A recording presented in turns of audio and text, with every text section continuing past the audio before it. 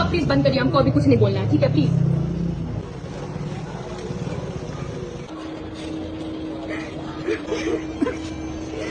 जो भी ऐसा किया ना, मेरे मुंह पे गोली चलाओ, मेरे सर पे चलाओ गोली, मेरे लोगों के सामने क्यों ऐसे करते हो?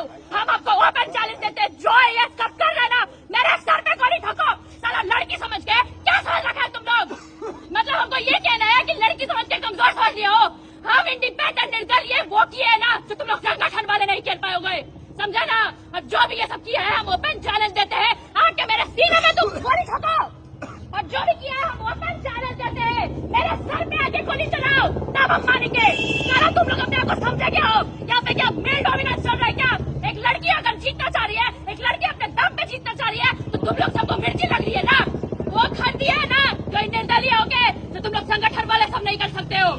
और इस बार लड़की जीतेगी और छात्र संघ राज करेगी और निर्दलीय जीतेंगे। तुम लोग को क्या लगता है तुम लोग डरा सकते हो हम लोग को?